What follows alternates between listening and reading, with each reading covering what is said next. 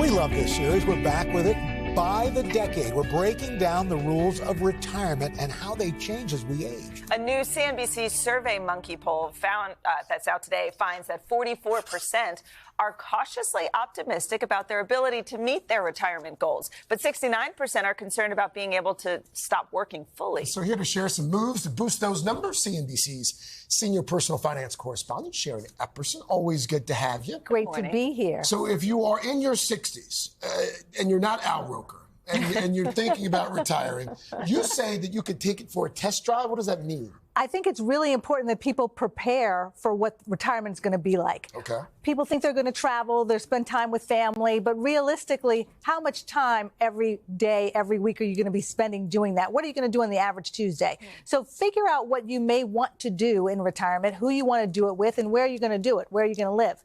And just test drive it. Maybe you take some time off and go to that particular city or go to that place, check out the lifestyle, check out the location, and figure out if you can do what you think you want to do there. Then also think about how much is it going to cost you to live like that? What is the housing? What is the transportation? What's food? What's everything going to cost? Come up with that retirement budget and see if you can stick to it.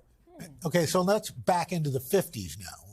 You're still got a little ways before things get started. Right. So people are thinking, maybe 10 years out. Well, no, the new full retirement age is closer to 66 or 67. But this is a time when you want to kind of estimate what that retirement income is going to be, and you may feel like you're behind. If you're behind, you can make catch-up contributions if you're 50 or older. Right now, a 401k contribution, the maximum is $23,000, but you can add $7,500 if you're 50 or older, and with an IRA, an individual retirement account, you can add an extra $1,000. So if you feel like you're behind, there is an opportunity to try to boost and make those catch-up contributions. But it's important to think about how old you may be when you are going to collect Social Security, because that can impact how much money you're going to get from the government. I know people are concerned about how much money will be there, but there is something there for you. You want to make sure that you maximize those benefits. And then you also want to think about, perhaps in this survey, we found that about 50% of people said they probably will work part-time in retirement, either because they want to or they have to. Again, thinking about what you're going to do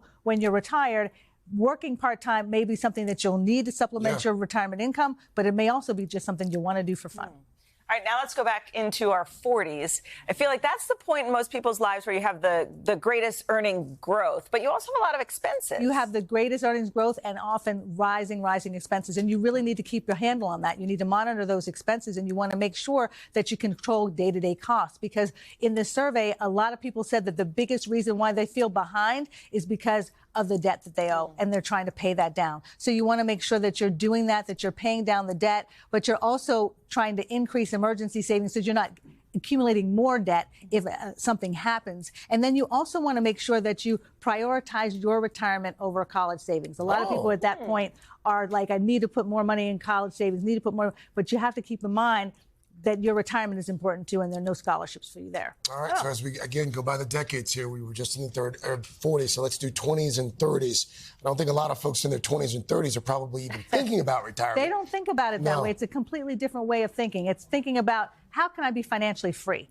How can I be able to do what I want to do in my later years? It may involve work, but stopping work entirely is not something that they're necessarily thinking about. And as they're working now, they're also working differently than their parents' generation, their grandparents' generation. They may have multiple jobs that they're doing, and that means multiple ways to save for retirement, whether it's a 401k through work or a SEP IRA or solo 401k if you're self-employed. You want to consider contributing to all of those things. And then also think about the Roth option, their Roth 401ks, their Roth IRAs. What Roth means is after-tax money. And what it also means is the money that's in those accounts is all your money. It's not going to be taxed later when you take it out. So that's important so that you actually know what money you have and you have that. And then, as always, you want to be investing that money. Sure. The benefit of compound interest is so great. And so whether it's to be financially free or whether it's to be able to stop working and retire, you want to make sure that you are spending less than you make, that you're putting your money into the type of accounts that are going to give you the growth that you need in your investing wisely. Sharon Epperson. And thank you for the Brain Aneurysm Awareness Month. Yes. Thank you. Bracelets, we appreciate it. Thank you. Thank you.